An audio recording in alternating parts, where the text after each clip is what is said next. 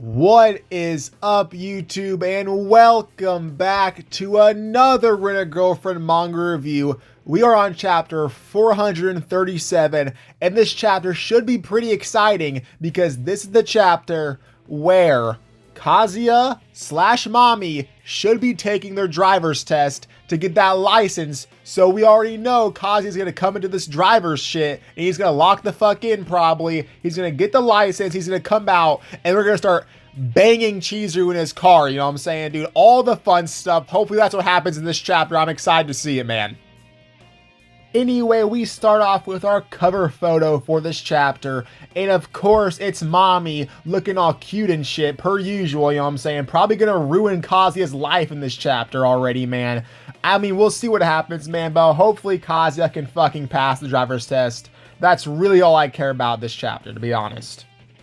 Anyway, we start off with Kazuya, who gets out of this like taxi / Uber thing, maybe gets out into the driver's ed place, wherever you do this at. And he's kind of nervous, but he's also kind of hype, you know what I'm saying, dude? He's hyping himself up so he can pass the driver's test, but he's also nervous, you know what I'm saying? It makes sense, man. Driver's tests, they're usually pretty nerve-wracking, to be honest with you guys, man. They're pretty fucking scary.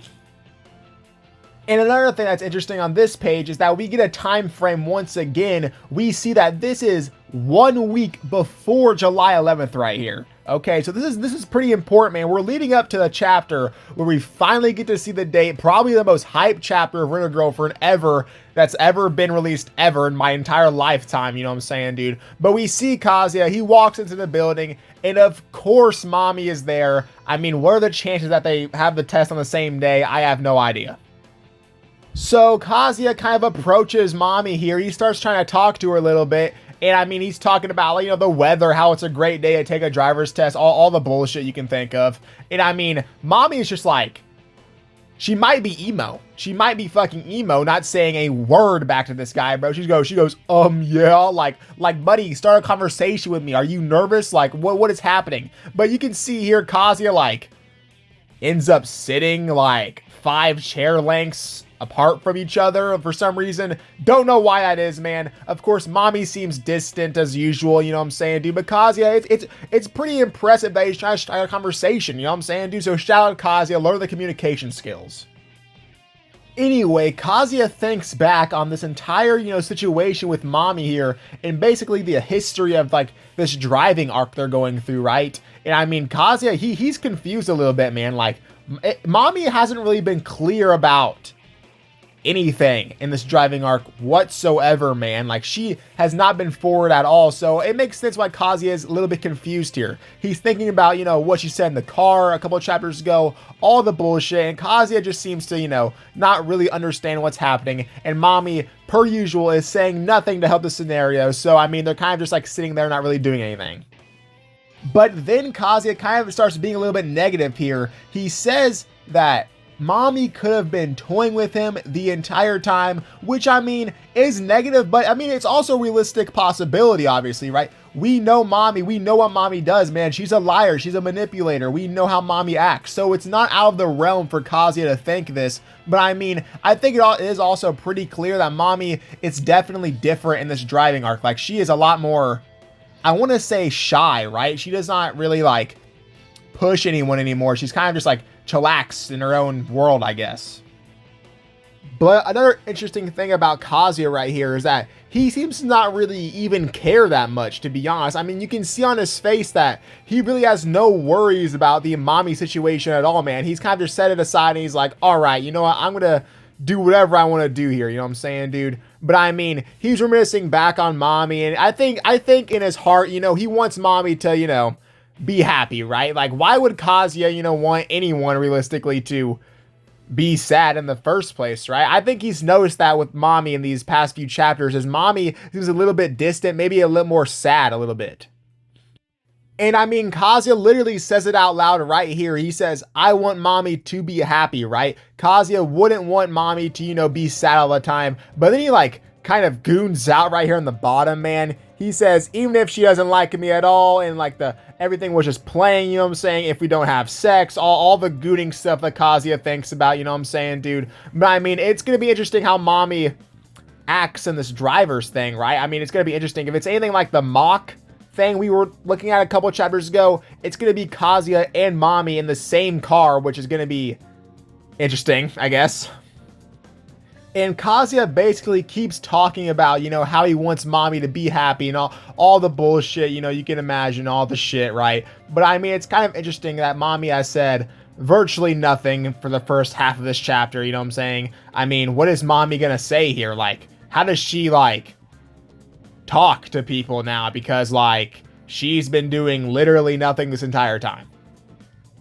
So Mami finally starts talking, and the first thing she says here is that it's our last day on the driving thing, presumably if they pass, right? And I mean, immediately Kazuya just starts, like, freaking out, per usual, per typical Kazuya shit right here. Dude starts freaking out immediately when all Mami did was literally just make a statement right there. But I mean, it's interesting here at the bottom, she says she has a question to ask, which is going to be on the next page, obviously. But I mean, it's interesting because Kazuya is still the same as he was in the beginning of the entire series, where he's still freaking out when people talk to him. I don't get it, man. I just don't understand it.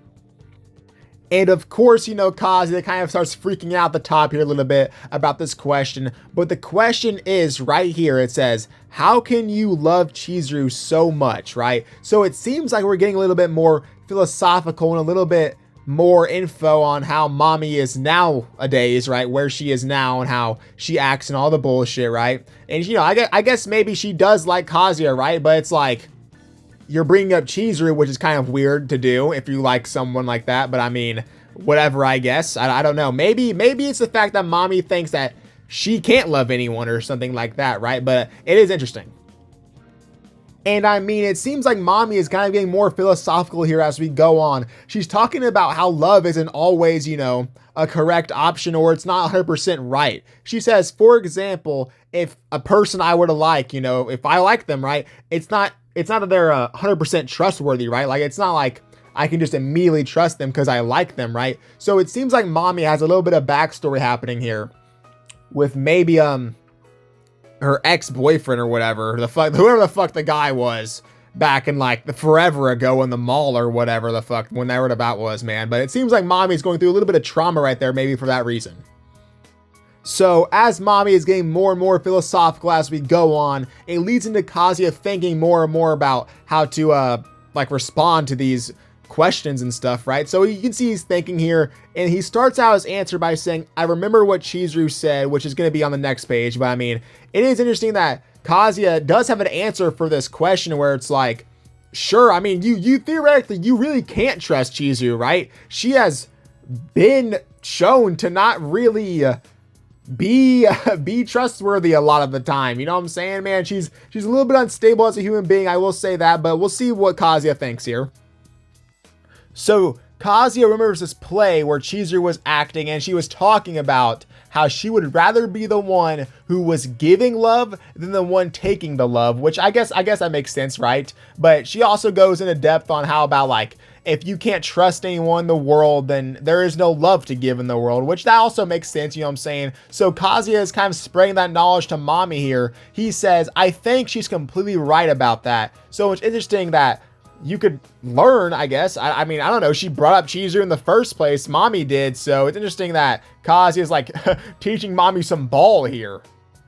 And you can tell here that Mami is a little bit surprised by that answer, but she also loves it, you know what I'm saying, dude? So she says, I can't even if I know that. And, you know, Kazuya is like, what kind of response? You know, what kind of response is that anyway? Like, Kazuya just dropped some ball knowledge on you, and you're sitting there like, no way that works out for me, buddy. Like, Kazuya's reaction is so valid right here, because it's like, you didn't even take my advice. You just blew off my shit and just said, "Oh, fuck you," basically, like, or whatever, I guess. But I mean, Mami seems to be in love with Kazuya, basically, right there. You can tell by the blush right there on the middle page. But I mean, it's whatever, right? And Mami out of nowhere just says besides, and then the page ends. So whatever. So Mami ends up saying it's pretty lame to bring up Chizuru in a place like this, you know, in the first place, obviously, which makes sense, you know what I'm saying? But you can tell something there happened to where Mami, you know, kind of got over her, like, depression of being sad and like distant from everyone right there a little bit, man. And she seems to be happy now with whatever the answer, whatever Kazuya gave her as the answer, I guess. I really don't know how Mami's brain works, to be honest, but she seems to be happy, so it's whatever, I guess. Anyway, we are nearing the end of the chapter here, but we can see here that we finally get into like the little meat and bones of this chapter with the driving finally starting, right? You can tell in the middle section of this page, you can see there on the right, they're announcing the fucking driving shit is happening, okay? The tests are happening, you know what I'm saying? And Mami gets up off this chair so happy. Like, she gets up so happy right there. You see that shit, like, what the fuck, man? I don't know. She seems like she's not nervous whatsoever.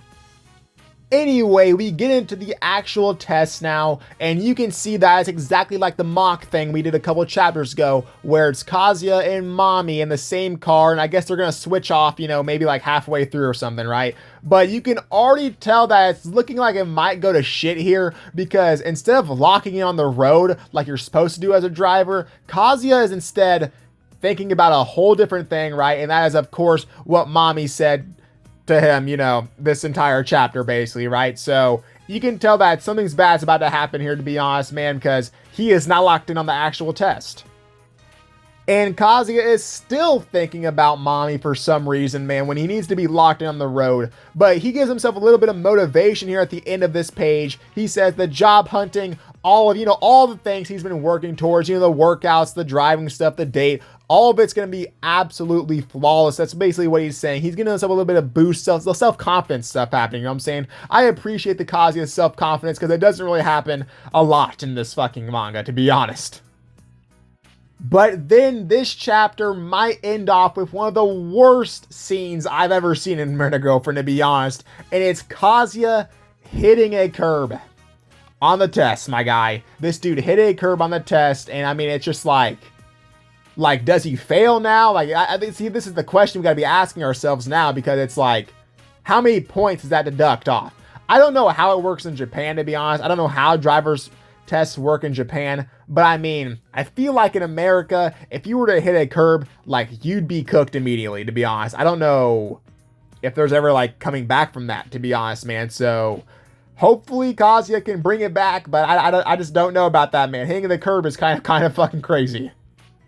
Anyway, this chapter of Rent a Girlfriend gets a 7 out of 10 on my Rent a Girlfriend scale. I really believe that the ending of this chapter with Kazuya hitting the curb definitely almost gave me a heart attack, to be honest, man. Cause it's like, Kazuya's been working so hard, you know, for all this shit, right? And just for him to fail would probably be, like, that'd be one of the worst things to happen, to be honest, in Rent a Girlfriend. I'm not even gonna lie to you guys. There's a lot of shit that happens in Rent a Girlfriend, but I'd be pretty pissed if that were to happen. But anyway, I did enjoy this chapter a lot, man. I'll see you guys next Tuesday for another chapter where hopefully Kazuya can redeem himself a little bit, you know, go flawless driving throughout the entire test from here on out.